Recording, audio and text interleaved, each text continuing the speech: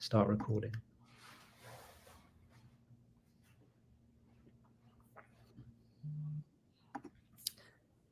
Hello, everybody, and welcome to today's masterclass on building an international remote working policy that actually works. So I'm Zain Ali, and I am delighted to be joined today by John Lee, CEO and co-founder of Work From Anywhere. John is a chartered accountant by background. You speak 6 languages, and you're the co-founder of Work From Anywhere, as I mentioned. So welcome, John. Do you want to maybe briefly introduce yourself? Yeah, absolutely. Hi, everyone. I'm John. I'm the CEO of Work From Anywhere. Delighted to be here with Zain on the Centuro Global webinar today. So we Work From Anywhere, what do we do? It's basically compliance technology to help you manage workation approvals, basically. So you're trying to offer this as a benefit to your employees. We've the technology to help automate that side of it. And from my own background, I've a chartered accountant background. I also worked in a large FTSE 100 listed company and then moved into the startup world a couple of years ago. So excited to be on this webinar and to tell you more about building a world-class workation policy. Yeah, fantastic. I mean, last week at Centuro, we hosted our first webinar of the year. We went into why Work From Anywhere is not as simple as it sounds, and we discussed some of the compliance risks. So I'm really looking forward to today. We're going to go deeper and have more of a masterclass or workshop into how you as companies and HR departments and someone can actually build out a policy. And I mean, given the topic, I mean, I'm currently sat in Miami here. Next week, I'm going to be in Amsterdam. The week after, I'm going to be in Riyadh. So trying to embody this whole Work From Anywhere concept. And John, I think you yourself, you definitely embody that. And, you know, we've got this fantastic picture here of you and your family. Do you want to kind of tell us a little bit about? Yeah, this was Christmas before last in Thailand. We can see Rosa is our eldest daughter there beside Dee, and she has already been to 26 countries, and she's only 7. And she's going to be adding plenty more over the course of the next year. And we've Esme, who's 4, and Bara, who's now 2. So it's action-packed for myself and Dee, but for us, it's been a big part of our journey. And the last 5 years, we've lived in the Netherlands, we've lived in Thailand, in Ireland, and then moved to Portugal 2 years ago. Fantastic. Yeah. So I think a lot of people will be thinking, oh, that'd be a great lifestyle to live. Okay. So in terms of today, we spoke a lot about statistics last week around Work From Anywhere, the benefits, the challenges. And there's a statistic that a company called Mercer released that shows that currently around 78% of companies are doing something in relation to Work From Anywhere, putting together some sort of programs. So to kick off today's masterclass, we wanted to throw it out there to you in the audience and ask you the question, what is your organization's current position on Work From Anywhere? So you'll be able to see on the right, there's a poll section. So we've thrown that out there. So it'd be great to get your votes, see what your position is. And yeah, we'll get stuck in. So John, let's look at the first thing that people need to think about when building a Work From Anywhere policy. Do you want to kick off with some initial thoughts? Well, yeah, the first thing is that I guess Work From Anywhere is it's a bit of a misnomer because you can't actually work from anywhere you want. If somebody comes to you from, let's say, in the US, wants to go to North Korea for 200 days, well, they're probably not going to get the visa. They won't have the right to work. There's no double taxation agreement. Major risks for compliance across the board. And so, of course, when you say that example to somebody, they go, well, of course, I'm not going to go to North Korea. I know I'm not going to be allowed to work there. But it's the same process. For any company looking to put together a Work From Anywhere policy, it's understanding, what is your risk appetite? What are you going to allow? What countries are you going to allow? But also communicating that to all your employees who obviously have the concept of Work From Anywhere in their head, but the reality of it will be different. Yeah, makes sense. So I guess, last week we covered some of the key compliance risks. We looked at permanent establishment, we looked at the visa immigration aspects, and tax, personal tax and expat tax, as well as companies' corporate tax. So, I mean, just to refresh people, and there might be some people here today that weren't there next week, do you want to maybe talk about some of these barriers, John? Yeah, so some of these risks, some of them are pretty major. You see for the likes of permanent establishment, I'm sure people might have heard of the concept. It's basically, we have individuals who can be individually tax resident. Well, companies can change their residency as well. So, and certain people in higher risk roles, if they go to a different country in a sales generating role or a senior role, for example, they could trigger that risk of permanent establishment, for example, which can be a major one to watch out for. But there's many others as well. We've touched on some of them here, like, for example, Social Security. In some countries, like in France, Social Security can be nearly half the wage, for example, and salary, at 45% up to, whereas in other countries, it can be 0%. So that can be a hidden risk that some companies might maybe, let's say, miss or maybe underestimate sometimes. But then you've also got, for example, visa and immigration risks amongst others. If you break that, for example, all of a sudden that might prevent you from wanting to be able to hire in that country in future. It can have major implications. You could put to jail. So there's many others as well, including data privacy and security, duty of care, obviously, employment law, payroll tax, and general safety and security, amongst others. I'm sure people might come up with other risks as well, but these are some of the major ones that we see again and again. Yeah, no, great. So I guess today we want this to be as practical as possible for everyone. So what we're kind of going to go into, how do you actually build out a policy? So I think, John, you and I have talked about this a few times. So the starting point really is to consider your risk appetite. So any HR departments looking at this, first thing is, how much risk are you willing to take on? Can you tell us a little bit more about this, John? Yeah, absolutely. So what we did here is when you talk about risk, the first step is understanding, what are the biggest risks? So we did a survey, a white paper, where we interviewed over 120 employees employing 1.7 million people around the world. And it was to get a sense of, what do you find the biggest challenge and what do you find the biggest risks? And to summarize it here, on the left hand, you see that it's the compliance challenges of specific countries can pose a really big challenge. And to the right, you see the different types of risks. And what you see coming out of this particular survey is that the permanent establishments, these corporation tax risks, is by far the biggest risk. I mean, if you think of it for a second, if one person gets maybe a payroll tax fine, let's say they're earning 100 grand, that could be a payroll tax fine of, anywhere from maybe 2-3 grand up to maybe 10-20 grand or maybe more possibly. But if you actually trigger permanent establishment and that person is generating millions of dollars of sales, the risk can be many hundreds of thousands and more in terms of complexity. So that's one of the reasons why that is one of the biggest risks. Second risk that comes up is visa and immigration. Because many of the tax risks, for example, Social Security, you can very often fix looking backwards. You can't do that with visas. And certain countries are very, very strict about visa and immigration, especially nowadays. That's giving a sense of at least the horizon of what are the biggest risks to watch out for. So when you're looking at compliance risk appetite, understanding what are the biggest risks, first of all. And then if we go to the next slide, Zain, you can see that I think when you're trying to understand cross-functionally, what should we do here? I think what we saw maybe 2-3 years ago would be a lot of larger companies just instinctively said, I'm not comfortable with this, I don't want to engage in this topic. What we've seen over the last year is that, especially the last 2 years, is that more and more, let's say, employees are pushing for this employee benefit. And particularly in the battle for talent, if you don't do this, if you don't consider it, some companies are going to be losing and leaking a lot of really valuable talent to other companies, to competitors, and may make it harder for them to get access to the right kind of talent. So when we consider the risks and the costs, too often we look to the compliance costs if we go ahead with it. But there's also the costs if we don't do it. And so understanding those costs as well is very important to take into consideration.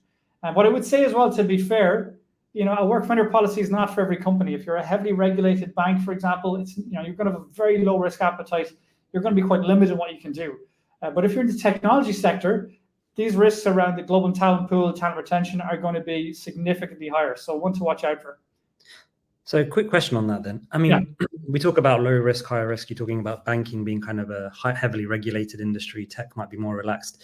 I mean, what should people think about when they're trying to determine their risk appetite? I mean, what are the sort of things they should be considering?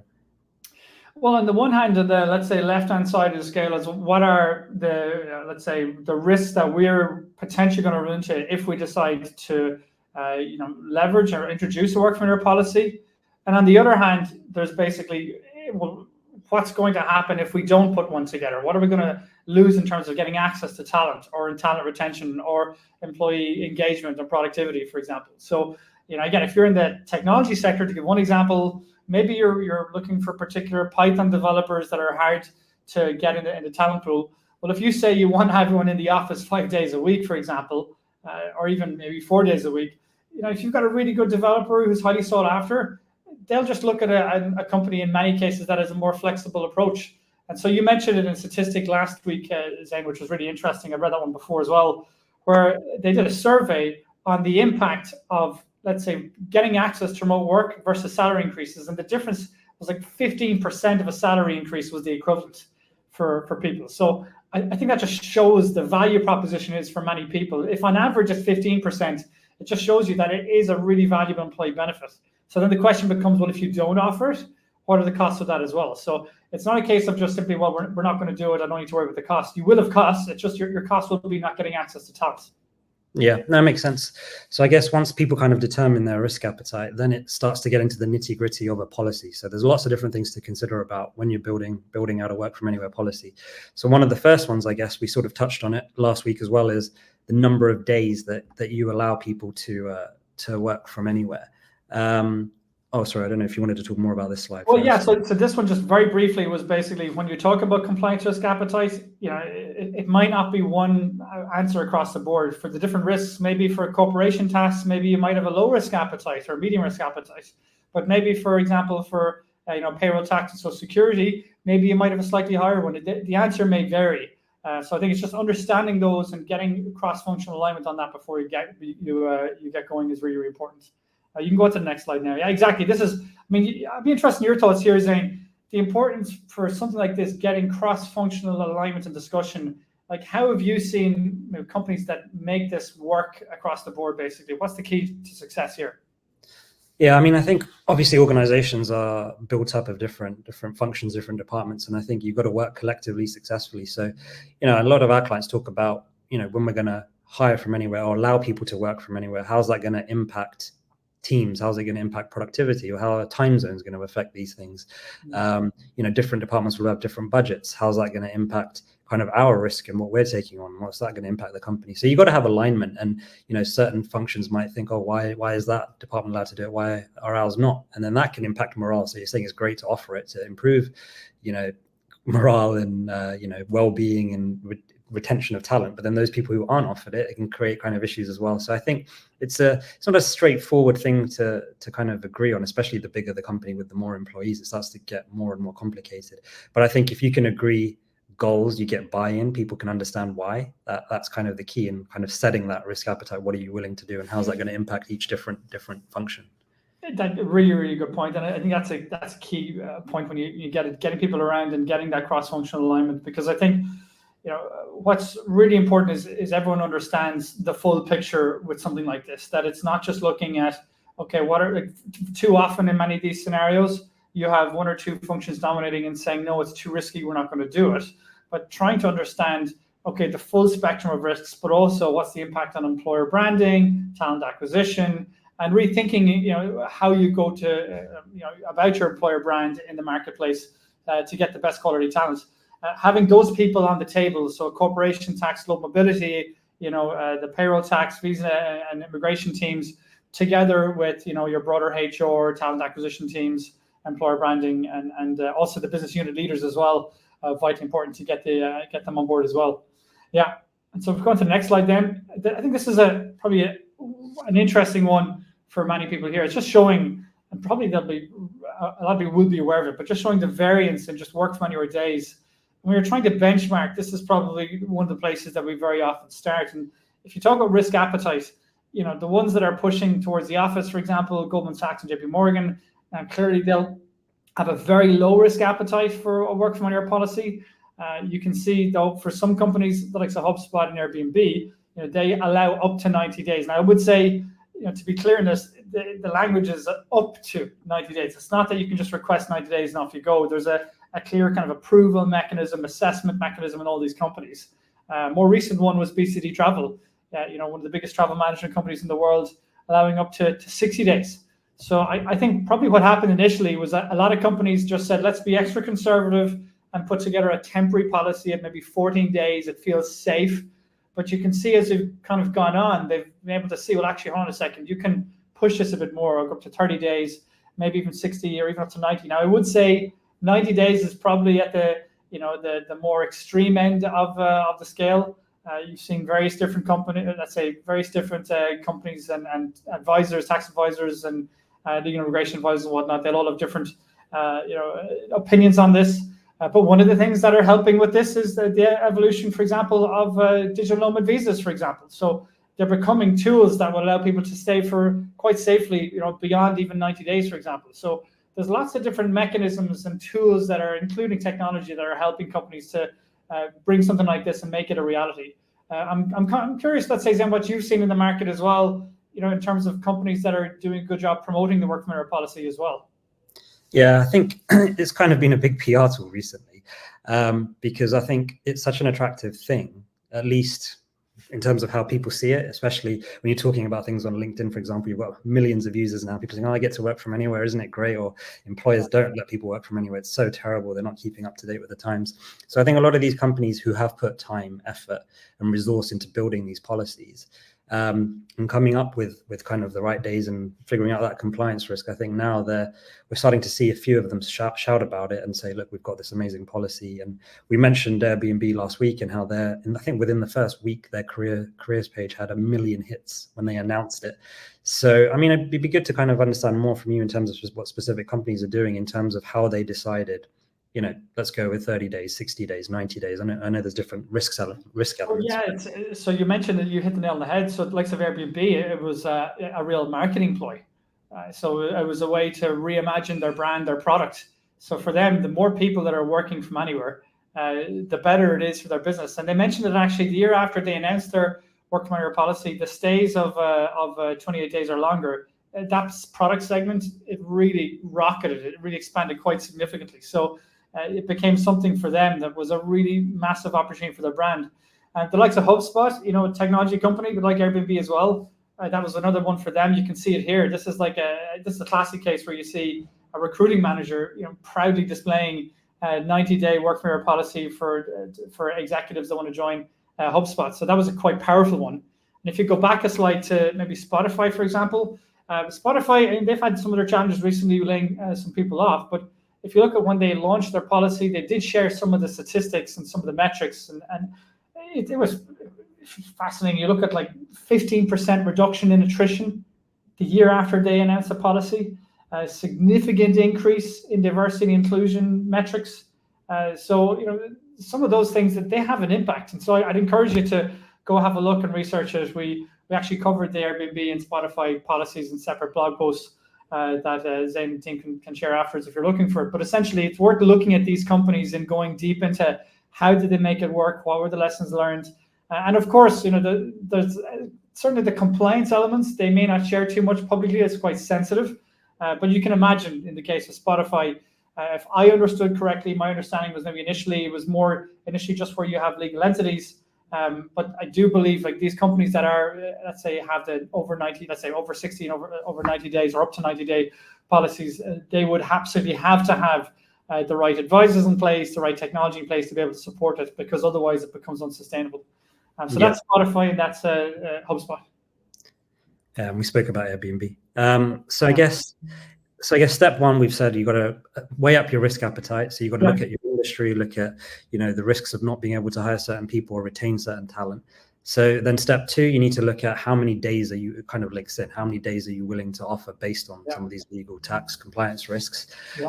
So what's step number three? That comes down to job roles. Yeah, exactly. And so some companies, what we have seen is some companies are have heavier restrictions around certain roles. So, unfortunately, I hate to break it to anyone who's in a senior sales generating role or a senior executive, there's a fair amount of additional controls and restrictions that would need to be put in place, particularly around the risk of permanent establishment.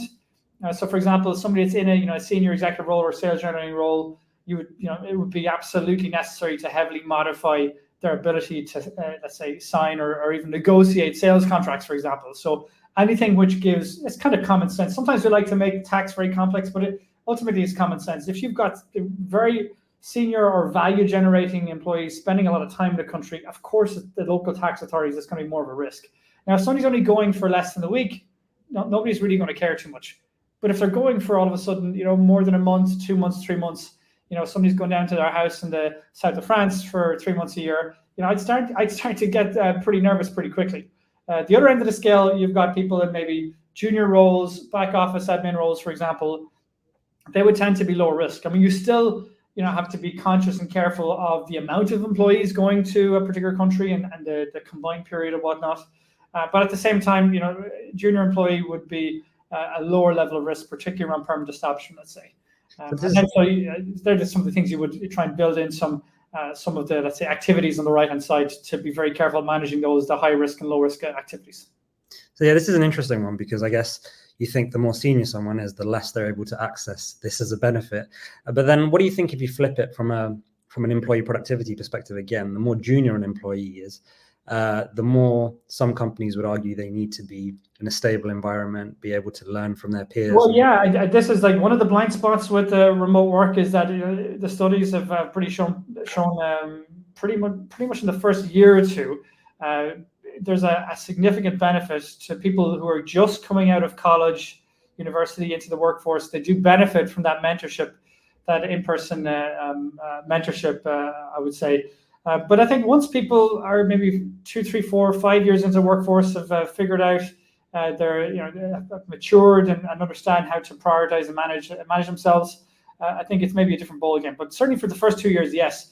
Now, I will say I have spoken to some remote companies, and I have heard in some cases where they typically only hire people that have at least a certain number of years experience in the workforce, because if somebody coming just out of university, it may be harder for them to self-manage, and that's crucial, obviously, in a remote setting. But in general, I would say, for junior back office employees, I mean, once you're happy, they've got the right support, I don't think it should be a problem. And again, work from anywhere, we're not talking about permanent work from anywhere. It's only for a temporary period of a couple of weeks or maybe a month or two at a time, typically. So you're limiting your risk. But especially for younger generations, they value this as an employee benefit probably more so than other generations. That seems to be coming back in the surveys.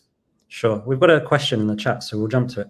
Sure. So Ben is asking around, if let's say it's low risk, you send someone to Australia for 4 weeks, let's assume from the UK or the US, there's a big time zone difference. I mean, what have you seen in terms of policies that you've looked at? The policies hours? Yeah, the policy, like step one in any policy that anyone ever does, is you have to get approval of your manager. And they typically say in the guidance and the policies or the language around this is that, generally speaking, you need to keep within a certain time zone range, unless you've got specific approval from your manager, for example. So that's just something that we see. Now, look, if it's only going for, maybe a week or two, you'd probably be fine, but it depends on your role as well. You need to be able to, if you're in a customer service role, do you want to be getting up in the middle of the night from Australia? It really depends. But other roles maybe more lend itself to asynchronous work. Yeah, this is an interesting one from Twitter. This was Twitter before Elon took them over. It took a print screen. And I thought this was interesting. If you look at it, they specifically say a line there in the middle question, can I move to another country? And it said, sorry, no digital nomads. And so that's one of the things to be very conscious of communicating to maybe some of the younger generation. They might think, oh, a work from anywhere policy, I can work from anywhere I want all the time. That's just simply not possible. If you want to do that, become a contractor, be a freelancer, do your own business. You decide where you work from. But if you're going to be an employee, it's people moving country to country from week to week. It's with no fixed place. That's just unfortunately not going to work. What is going to work is a limited period of time in a menu of countries that the company is designated safe, and you've got a role that's not high risk, and they've checked that country, that scenario is fine via their technology or external advisors. Yeah, in that scenario, go for it. But I think, sorry, go ahead, Tim. I was going to say, so that point around the countries, that's kind of a big one, right? So it's not a case that people can literally work anywhere in the world. It's you put that menu together, right, based on your risk appetite. Well, yeah, exactly. I mean, you can't even work anywhere in the US. So even within the US, there's 52 states. There is over 10,000 tax jurisdictions. Some states are much riskier than others, for example. Same thing in a global context. So if you look at the world, some countries are particularly high risk. It can be high risk because of maybe a duty of care, maybe there's a war going on, or it could be, certain countries. Take, for example, France. France is pretty sharp on risks. Anything around, for example, A1, Social Security, Postal Worker Directive, general tax risk, permanent establishment. The likes of India as well, for example, very high risk on permanent establishment. The likes of US, I would not want to be lying to border control in the US. Immigration risk very, very high there, for example. So different countries, may have different risks. Likes of for example, in China, for argument's sake, you've got some of the risks on maybe potentially on the technology piece as well. So different countries will have different levels of risk that you need to be aware of, let's say. Yeah. Interestingly, in terms of the US, I mean, around 10 years ago, I traveled to the US a lot. Around 10 years ago, I used to get stopped almost every time, 5-6 times in a row over several years, taken to a side room, questioned. Obviously, I have a kind of Middle Eastern Asian name, so that triggered a few things. But in the past few years, it's been so seamless. So I'm in Miami right now. I flew over on Monday, got to Heathrow in London. Didn't even look at my passport when I checked my luggage in. Went through security again. They didn't look at my passport. Well, I'm just looking at it here. A question from Eva. She says, "May I ask why Brazil is extremist work minority?" This is not. This is just. This is actually not actual risk. This is just for illustration purposes, but just to show that what companies would need to do would be to map out where they have the different entities. Like, for example, in this scenario, it could be the case because there was a lot of people going there for sales generating roles, for example. Brazil itself might not necessarily be a high inherent risk. So just hopefully that explains it. So, and the case same for the US. The US doesn't know it's green either as well. The risk for each country will depend on your approach as a company and how you look at it in a scenario by scenario analysis, if that makes sense. But yeah, go ahead, Zain. Yeah, so we've got this kind of slide here which talks about how do you build that risk appetite into kind of more actionable guardrails. So, I mean, we've got the green, orange, red list. I mean, do you want to maybe talk us through this? Yeah, so I find that the whole concept or framework of a traffic light approach makes a lot of sense. And what do we mean by that? Well, funny enough, it's easiest to start with the red countries, and because these are the countries, for example, that might be on sanctions lists. They might have high, let's say, cyber risk, for example, or duty of care. Might be a war that's going on there. So there might be countries that there's never going to be really any demand for as well, for example. So when you survey your employees, you ask them where are you looking to travel to.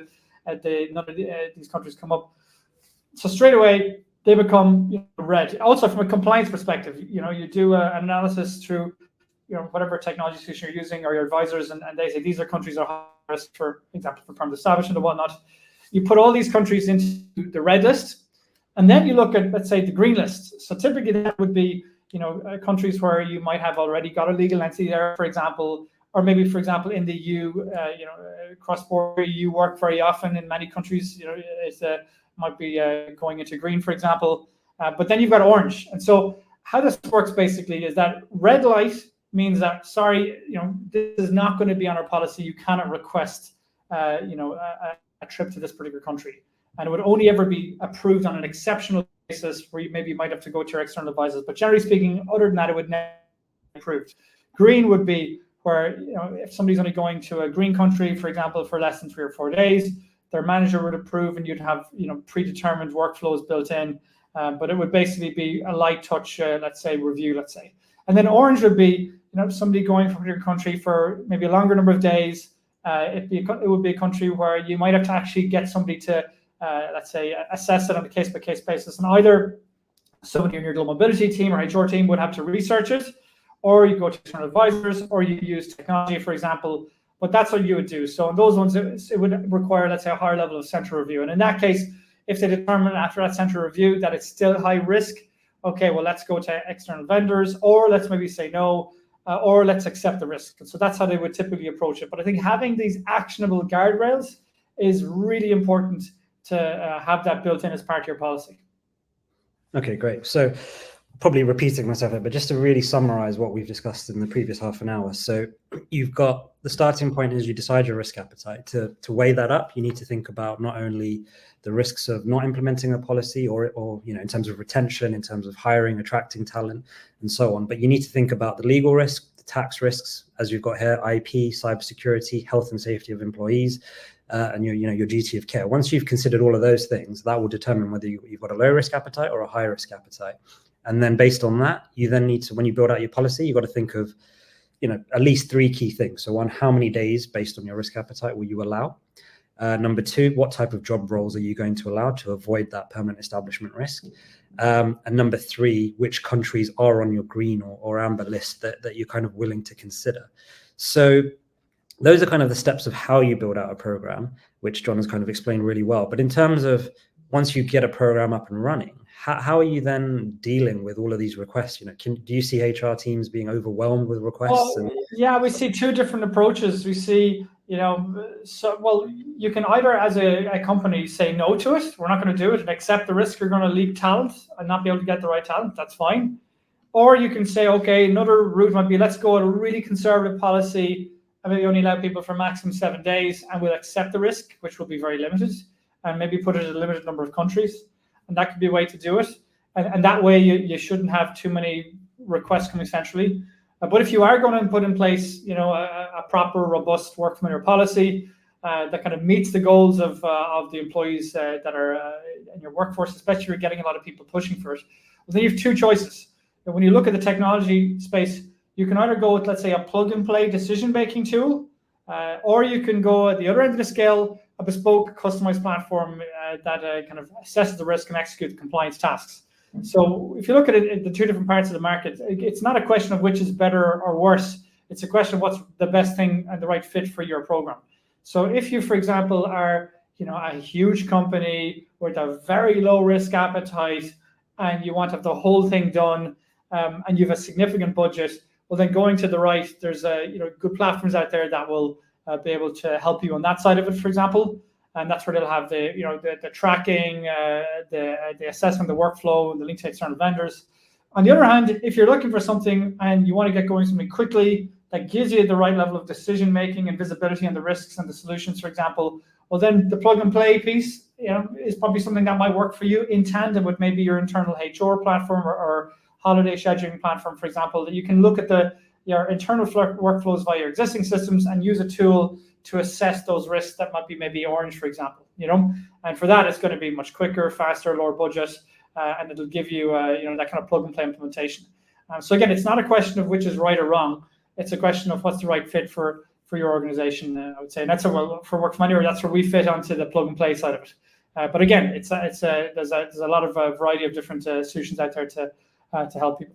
Yeah, there's a whole variety of solutions, and I guess that's where John's made an excellent point there. It's what's best for your organization, what are your requirements, your budgets, your needs, and so on. And I think obviously Centuro and Work From Anywhere, we've got a great partnership going here where we can kind of do a bit of both. We can do the plug and play with John's tool, the kind of assessment on the risk, and even at Centuro, we've built out kind of an AI tool that you can have conversationally and understand risks, and then we've got the support with the legal, the tax, the immigration, etc. We've got another question actually come in. So Claire has asked, can you please give any best practice examples of how companies are supporting the well-being of remote workers? Oh, that's a good one. And to be honest, at this stage, it's one of the ones that we're looking at a lot of studies, looking for new studies on this.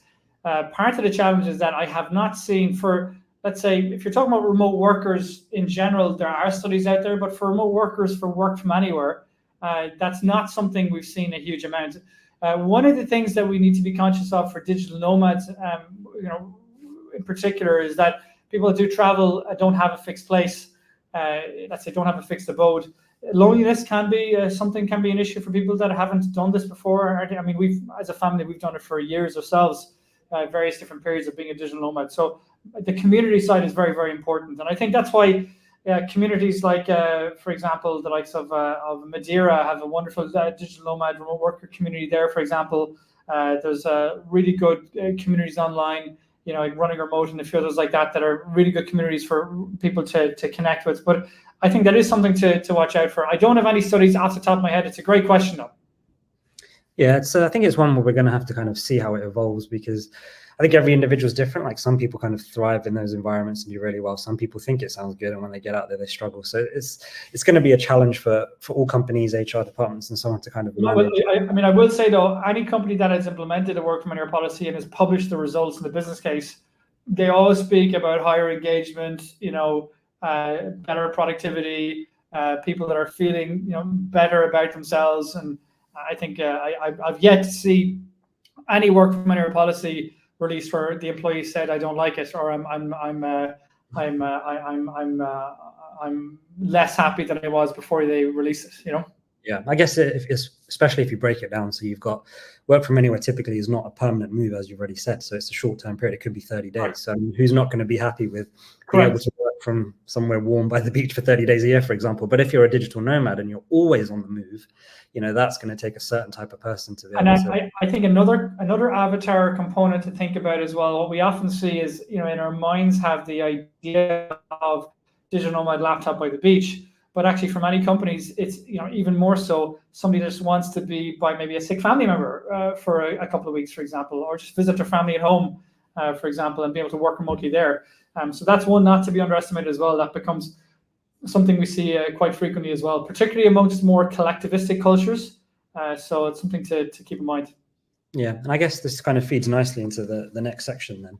So we've got a lot of information coming out around, workers of the future, the next workforce. I mean, how do you see work from anywhere kind of fitting in with talent supply chains? Well, yeah, on the one hand, you've got workation, so allowing that to be able to give people the ability to work remotely abroad temporarily. And that's maybe the temporary international remote work, I'd say, piece. But the other piece that's becoming more and more topical and will become a bigger part of the puzzle over the next 5 to 10 years is the whole hire from anywhere, or kind of structural remote work, whatever you want to call it, permanent remote work, it's called in some cases. That's where, for example, over the last 50 years, 100 years, companies traditionally only used a legal entity when they wanted to go into a new jurisdiction. And I'm curious about your thoughts on this as well, Zain. We're starting to see more and more companies move to a skills-based marketplace. Olivia Meyer from Mercer talks often about this, the move to a skills-based, marketplace where companies are going to be, I think the latest statistics I saw, will be getting about 30% of their skills in future from what you call more agile sources, be it independent contractors, more flexible talent. And so rather than actually hiring for fixed roles, they'll be hiring more for skills. And so when you think of it like that, you look at this graph where will the next billion of the employees of the workforce come from? You can see it's going to be clearly from Asia and Africa. It's not really going to be coming from Europe, for example, or North America. So I think with that in mind, having a more agile approach, understanding the importance of different tools like employers of record, independent contractors, but doing it in a safe way, that becomes a critical part of the jigsaw puzzle as well. But especially as you see global mobility build a closer relationship now with talent management and talent acquisition. Yeah, I think it's fascinating. I mean, there's just so many new avenues that are being created because of technology, because of this ability to kind of connect with people anywhere in the world. It is going to start to reshape how people consider hiring and accessing talent, and whether it is, skills based. And, I think you're starting to see certain countries. I know a lot of people in India after COVID, now they have 2-3 jobs, they're moonlighting. And it's not 2-3 jobs because, you're desperate for cash. It's 2-3 jobs because you're based on your skills. You can fulfill a certain skill set for this many hours a day for this company. You can do such and such for this company. You're starting to get different models of efficiency. And I guess now we've been seeing so many layoffs over the past couple of years, just when you think they're going to stop, there's just another announcement. It seems to never be ending. It's kind of exploring different options, how you can bring talent. That is an important point, Zain, because if we go into another recession, some companies will be trying to boost their EBITDA and reduce their costs by trying to, reduce some of the workforce in the more expensive countries, and hiring some of this billion workers that we see coming along here, for example, in maybe lower cost markets. And so if you think of in the 90s, companies traditionally went with outsourcing significant functions in one big go to, for example, parts of Asia or Eastern Europe. Whereas I think now it's more tactical, it's more on a skills-based approach. It's like one role maybe at a time. Oh, I need an M&A analyst for 12 weeks. Okay, I can get a really good one. Maybe it might be in Poland, for example, for 12 weeks. So why would you consider hiring somebody in the US as an M&A analyst when you can get somebody who's a really good one in Poland for that 12-week period, and once you're finished the project for 12 weeks, you're done? So that will be interesting to see how more developed countries manage that over the next 10 years. Yeah, I think it's something we're going to really have to watch. We had another question in from the audience. So Conrad has asked, how different is it to implement a policy for travelers or employees and those that want to just move to a different country and stay there? Well, it's a good one. Yeah, it's very good. I mean, that's where you get into a structural solution. So, the risk of somebody going to a country for 14 or maybe 30 days versus somebody who wants to move their lock, stock, and barrel, very, very different answers. And that's where more structural solutions come into it. And I mean, that's where what is exciting is the solutions that are, let's say, emerging, and that's where legal entities still a vitally important part of the jigsaw puzzle. especially for higher P risk roles, senior roles, your core talent hubs, they will always be done and managed by legal entities. But then starting to explore on the edges of more agile models like employers of record, looking at contractors, for example, as well for temporary remote work, looking at digital nomad visas. Some of them are poorly designed, but some of them are actually quite well designed and can be an interesting solution to implement, especially for global parking, for example. So you could have a case where you're trying to get somebody from a particular country into the US, but you're having to wait to get access to visas. Well, actually, you could actually park them in a digital nomad visa for 6 or 12 months in some cases. So they can be a useful tool in the toolbox if used in the right way. But how have you seen the use of these as well, saying the pros and cons of the different models? Yeah, I think, to be fair, a lot of our clients that come to us, they're quite confused by this because there are quite a few different options. Each option comes with its own risk. So you start to get this whole myriad, this complex web of, if we take option 1, it's got these 10 risks. If we take option 2, it's got these 5 risks. How do we decide?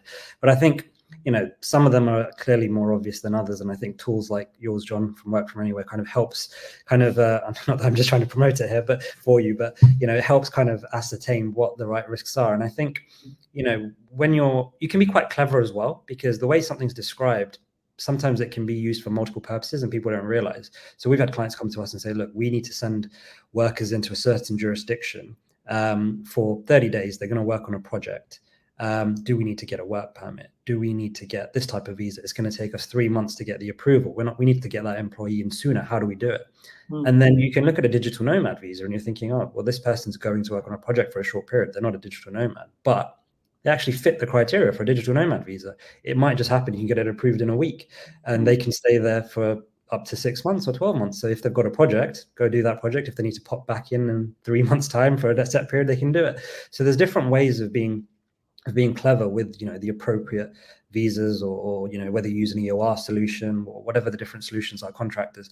So it's just a case of speaking to the right advisors, getting the right advice, and if anyone has more specific questions on that, obviously John and myself, we're here to kind of help and support with those sorts of things. Yeah, I think particularly the visa side is fascinating, Zain, how companies approaching that, like all the experience you've seen from different companies navigating the different digital nomad visas around the world and the different solutions that are out there. I think that's one that I expect to see a lot more, let's say, water under the bridge to fall just yet, as different models different visas will emerge, and there'll be a bit more consistency hopefully over the next couple of years. So that's exciting. Yeah. No, for sure.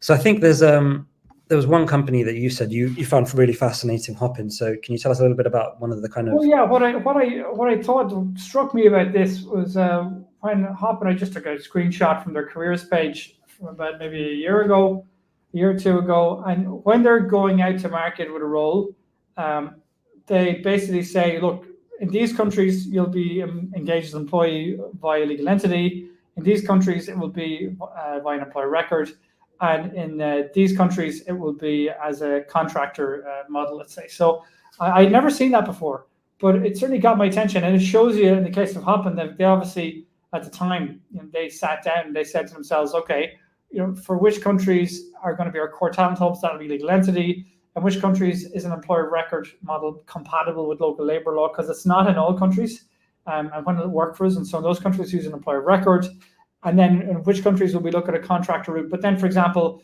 you can see the likes of UK, it's in there as an entity because they probably already have a legal entity. But even if they didn't, you've got IR35 there, for example, very strict around contractor misclassification, for example. So what I liked about this was that it helps the candidates immensely because they can see from the get-go, okay, in which country this is the model that will be used. So there's clarity from the get-go, which was really nice, as opposed to going through 5 or 6 interviews and finding out at the end, sorry, you're going to have to relocate to a country. Well, why do I have to? I've got the talent, I fit the role, I'm what you're looking for. Can I not work in country X, Y, or Z? Yeah, now this is really interesting. I mean, I think, we see, so sometimes employer of records, they can be interesting as well. So you have a process where a company hires somebody in another country, they don't have an entity, they opt to go with an employer of record who hire that person on their behalf, and the employee gets an employment contract and it's got another company's name on it because it's the employer of records contract and they're being subcontracted to their employer. And occasionally that can cause confusion, like, wait, what does this mean? Who's my employer? Because often candidates don't fully understand some of this terminology.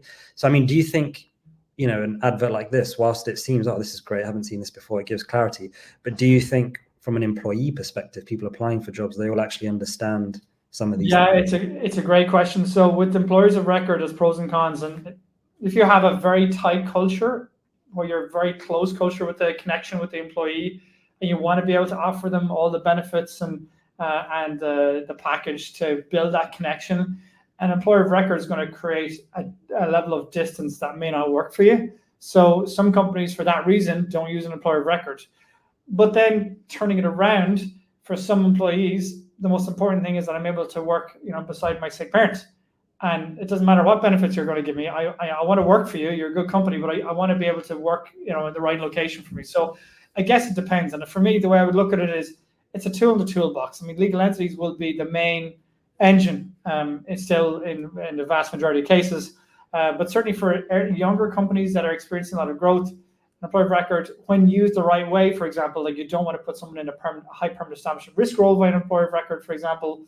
But when used the right way, they can be an interesting tool to have in the toolbox. Yeah, absolutely. So I guess, the other option is really contractors. You could be a full-time contractor, part-time contractor.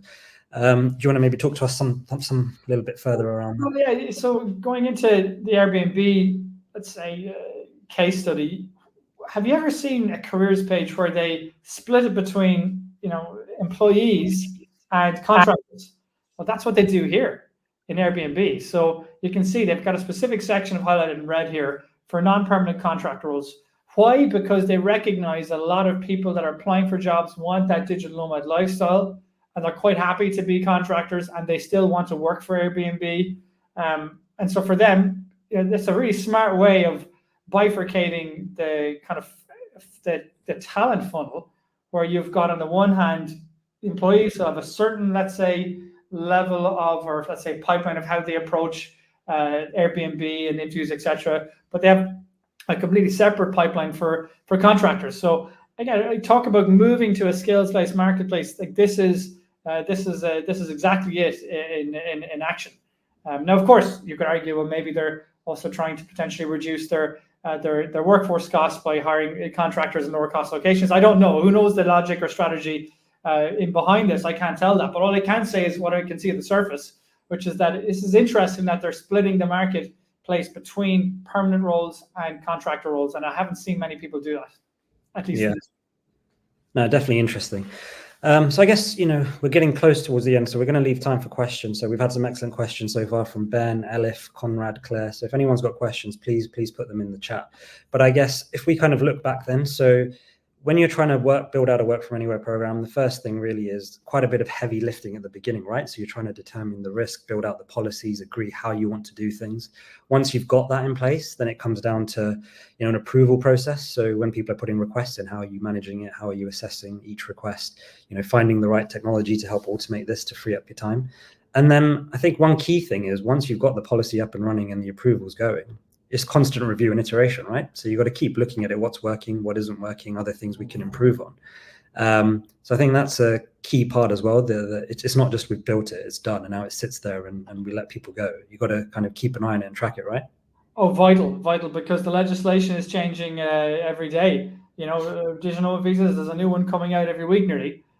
There's the legislative changes from permanent establishment, from the tax authorities, and remote work permanent establishment. It is changing every week. So it's something that you can't just say this is the policy and that's it. You need to have a way to be able to manage the ongoing approach to it, and like getting the right visa immigration advisors, getting the right external advisors on tax or technology or whatever it might be, for example, is vital. It's not something if you're going to offer a kind of a middle of the road benchmark for the market, that is where it probably is going to be important to really think through not just the policy, but also how you execute the policy and support the ongoing, execution of the policy. Yeah, absolutely. And I guess whilst we're still waiting for any questions that might come in, I mean, both Centuro here and Work From Anywhere, we've got our own tools to kind of support people, our own platforms. So, we've got at Centuro a dashboard. You can track everything you're doing in every country in terms of visas, setting up entities. tracking the legal aspects. We've got this partnership with Work From Anywhere. We've got a fantastic tool to help you kind of assess that compliance risk and even recommend options of whether you should use an EOR, whether this person could be a contractor, whether you need to set up an entity. So, I mean, we're both here, John and I, on hand to kind of support companies. I'll just put a little link in the chat in terms of, in case anybody wants to follow up and wants some advice or an initial kind of free consultation. We're happy to have a chat and kind of explore. But we've had a couple of questions come through. So let's see, Claire's come in again. So return to office mandates are essentially a played out fight between company ROI versus employee well-being. Remote working should only be part of the negotiation. We should be giving equal weight to discussing sustainable careers. The skills shortage in the age of AI technologies and declining birth rates will ultimately affect GDP. Okay, so more of a statement than a question, but definitely kind of interesting points. It is a big debate, right? It's a companies. Why do companies exist? When you get there was Nick Bloom. There's actually, if you go to I think it's slide Zain 25, we have actually a survey released by Nick Bloom where he promoted it basically. It was, I think it was featured in the Financial Times, where you basically see over 2,000 executives, 2,274 managers were surveyed based on where are you at now with remote work and where are you going to be in the future. And obviously this includes every role, including roles that can never be remote. But what you see is that pre-pandemic, over 90% were fully on site. And as of 2023, 62% will be, let's say, are on site now. And that will be the same in 5 years' time. So again, what we're seeing is that the kind of steady state will be 8% will be fully remote, about 29% will be hybrid, and then you'll have about 62%, give or take 63, will be fully on site. And what's interesting here is just the stability of where it's going to be now versus 5 years. So I think that's, for me, the RTO debate, I know it still gets in the press and whatnot, but for me, it pretty much has ended. At least it's we've reached this kind of steady state, I would say. Yeah, it seems kind of people are kind of, most companies are kind of set and they've got this hybrid model on average, but then some people just commit to, you've got to be back, you've got to be in the office. I know a few companies never actually even went hybrid in the first place. So it's kind of, I know that you're kind of seeing the stats of where it is kind of stable in a lot of countries like the US, a lot of European countries. But I think at the end of the day, it's still polarizing and we need more data over time. It's only been 3-4 years of remote work in terms of on scale across the world versus hundreds of years of office life. So I think it's a tricky one and we're going to have to wait a little bit longer to really get data. And at the end of the day, companies have to make a decision. We think it's going to be best to have a hybrid. We think we're happy for it to be fully remote, maybe not overseas, but fully remote. And other people think, no, I want people in the office, and employees need to pick what's best for them, because some people actually like being in the office and some people want to be in the office 4 days, 5 days, and a lot of people don't. So it's kind of one of those ones. There's a famous Elizabeth I quote, which I always use. I even used it. Oh no, sorry, it's an Abraham Lincoln quote. Sorry, not Elizabeth. But I used it in a Elizabeth I essay randomly once when I was at university, which is, you can please some of the people some of the time, all of the people some of the time, but you cannot please all of the people all of the time. So it's one of those tricky balances. Okay, so we've got a few more questions. This one's kind of linked. Harry's asked, do you think work from anywhere is more of a benefit for employer or employee? Well, it's a good question. You could look at it one-dimensionally and say, oh, it's a benefit for the employee. But you're turning it around. If it's not going to be a benefit for the employer, then they're probably not going to do it. But it becomes a benefit for the employer because you get more engaged employees, you get higher retention.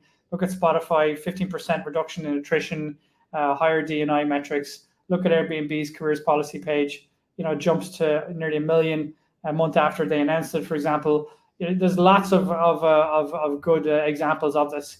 Now, at the same time, if it's mismanaged, it can be, for example, if you're not understanding the compliance side of it, yeah, you can get yourself into hot water quite quickly. But in general, of course, if you're to look at, I'd be interested in your thoughts, Zain. Is it more a benefit for the employee? It probably is more of a benefit for the employee, but it still should deliver a business impact for the employer. So then it becomes a benefit for the employer as well, I guess. Yeah. Yeah, I think it's both, because why do employers have employee benefits? It's to engage their employees and make their experience better and have them working for them in the best way possible, which ultimately benefits the company. So I think they're intrinsically linked and it's hard to separate the two.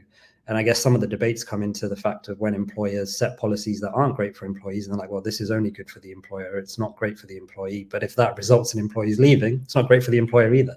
So it's kind of it's intrinsically linked. It's hard to separate. You're right. Yeah, you're right. Okay, and we've had another question. So we've got one from, I hope I'm pronouncing this right, Yassine.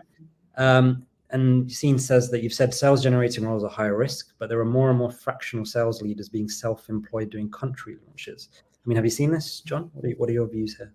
That's a great question. I mean, we certainly are seeing more fractional roles in general, like fractional CFO roles, fractional M&A roles, fractional marketing and sales roles. You know, the platforms like Upwork, you know, Fiverr, TopTal, many others that have been, you know, certainly giving and growing the whole portion of independent contractors of fractional work. Fractional sale leaders, you know, doing a country launch. Yeah, for me, that would get me a little bit uncomfortable. That'd be one that, you know, if you're going to be doing it regularly, you really would want to be making sure you're getting the right advice on that. Because as soon as I see the word sales and market launch, my spidey senses for permanent establishment are going up. I think I'm getting I would be getting a little bit worried about that. Because I think there's a lot of money here at stake for tax authorities, and we're going to see a lot more in the press over the next couple of years with tax authorities that are going after this. So I think that's one. I'm curious your thoughts as well, but for me, definitely looks like one that would make me a little bit uncomfortable if I was in a compliance function. Yeah, it's an interesting one. I mean, it's hard to say. It depends what you mean by country launch, because if someone's fractional and they're working for different companies, one day a week for company A, one day a week for company B, and when they're doing country launches, what does that mean? Are they physically going to those countries to do the launch, or are they just working on that launch for employer A, B, C, D, E? And if they're only in one place and they're only doing one day a week and they're a contractor, maybe it's a less risky scenario. So I guess it depends on the circumstance. Yeah, true. Yeah, good point. Yeah, absolutely. Very good point. Yeah. Okay, cool.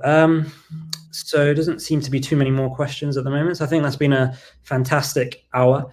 It's been a great conversation, John. You know, you're obviously the guru in this. Great, fantastic knowledge, expertise. So I think hopefully for everyone in the audience, this has been a useful, kind of insightful workshop, masterclass. And if anyone's got questions, if they'd like to follow up, if they need any support or advice, then please do reach out. You can message us. We've got our email addresses there. You can contact us via the Centuro website. I've dropped a link into the chat as well if anybody wants to, you know, have a free consultation. But it's been great. And I think, you know, this is our second. We had a webinar last week, masterclass today, and we're going to do this every week now at Centuro. So we're going to have a webinar on a specific topic, go into it for about half an hour, and the following week we'll follow up with a masterclass. So next week, if anyone's interested, we're going to be dissecting UK immigration policy rules for 2024.